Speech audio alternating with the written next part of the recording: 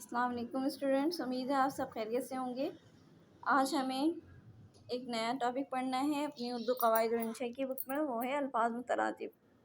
अल्फाज मुतरादिफ किसे कहते हैं? ऐसे अल्फाज जो एक ही मायने रखते हैं मुतरादिफ अल्फाज कहलाते हैं। ठीक है, मिसाल के तौर पर दिए गए जुमलों को गौर से पढ़िए। बादशाह के पास बहुत ज़्यादा माल और दौलत है, इसमें शक व शुबे वाली कोई बात नहीं।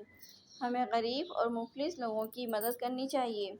ठीक है, तो ये जो ऊपर दिए गए जितने भी अल्फाज हैं इसमें जो हाईलाइट किया गया है माल और दौलत, शक व शुबा और गरीब और मुफलिस।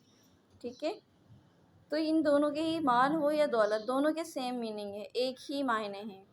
ठीक है, शक व शुबा, शक को भी डाउट करना कहते हैं, शुबा को भी डाउट करना कहते हैं। ठीक है, मगर हम ज़्यादातर शक वर्ड यूज़ करते हैं। शक जो है हमारे बातचीत के अंदर ज़्यादा आता है और शुबा थोड़ा कम यूज़ होता है, इस्तेमाल होता है। ठीक है, गरीब और मुफलिस के भी एक ही मायने हैं। ठीक है, ये लिखने में आप गौर से देखें, ये अलग अलग हैं, पढ़ने में अलग अलग हैं, मगर मायने के अतबार से, समझने के अतबार से ये एक ही हैं।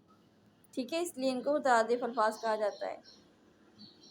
समझने के लिए हम मज़ीद कुछ मिसालें देख लेते हैं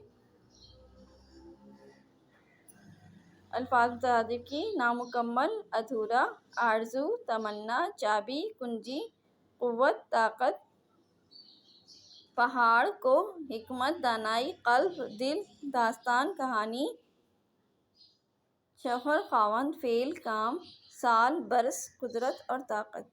ठीक है, अब आपको कॉपी पे काम किस तरह से करना है? सबसे पहले आप सवाल लिखेंगे कि अल्फाज मुतरादिफ अल्फाज किसे कहते हैं। ठीक है, उसका जवाब लिखेंगे। ऐसे अल्फाज जो एक ही मायने रखते हैं मुतरादिफ अल्फाज कहलाते हैं। ठीक है, ऐसे अल्फाज जो एक ही मायने रखते हैं मुतरादिफ अल्फाज कहलाते हैं।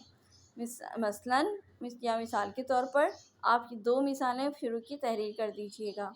बादशाह के पास बहुत ज़्यादा माल और दौलत है, इसमें शक व शुबे वाली कोई बात नहीं। ये दो मिसालें अपनी कॉपी पे लिख लीजिएगा।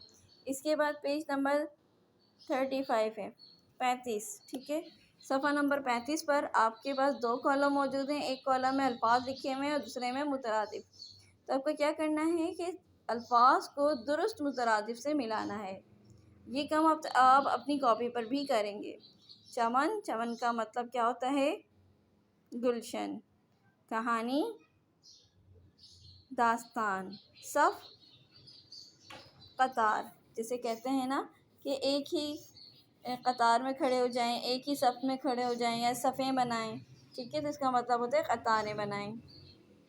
कसर, कसर कहते हैं महल को, कसर सुलेमानी, कसर सुल्तानी।